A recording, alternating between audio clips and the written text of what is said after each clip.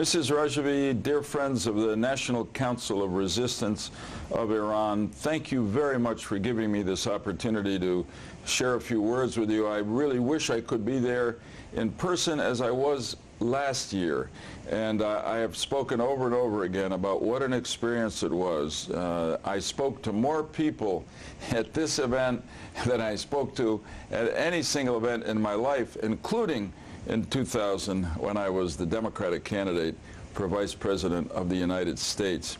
But the event that you are at now, that I was privileged to attend last year, was noteworthy for more than just the number of people. It was the principled commitment that filled the room. It was the patriotism that I could feel that all of you have for your country, for a great country, for Iran. A great country with a great history and great culture that is now being held captive by a fanatical group of extremists.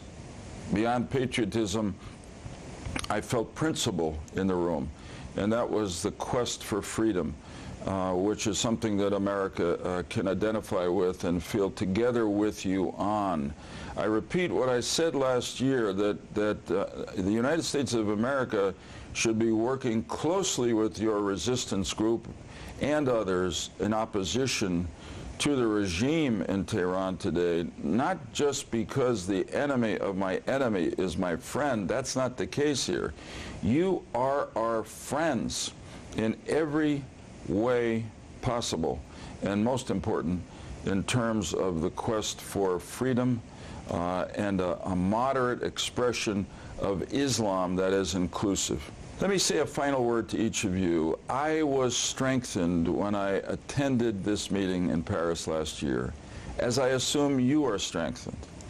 And I hope that strength gives you confidence about the future. Inevitably, as individuals, you may ask yourself, is it possible that we can bring about a change of regime in Iran?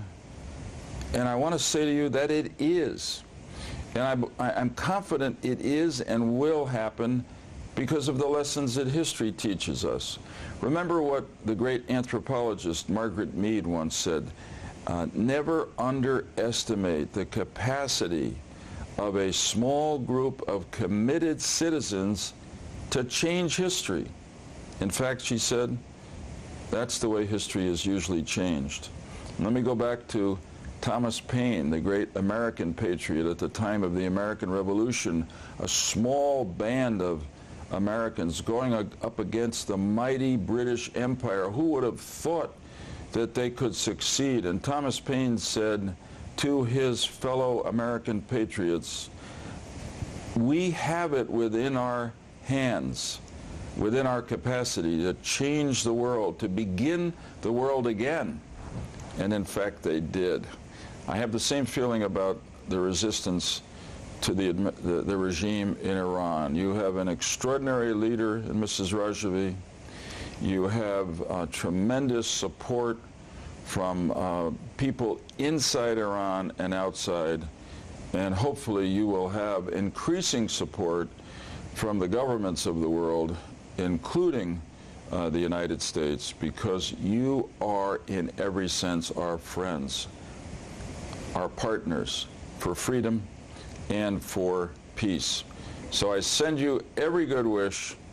I look forward to being with you next year, and I look forward to being with you on a day that is not too distant in a free Tehran, in a free Iran, led by a moderate, civilized leadership that will bring this great country back into the community of nations of the world. God bless you. I'll see you soon.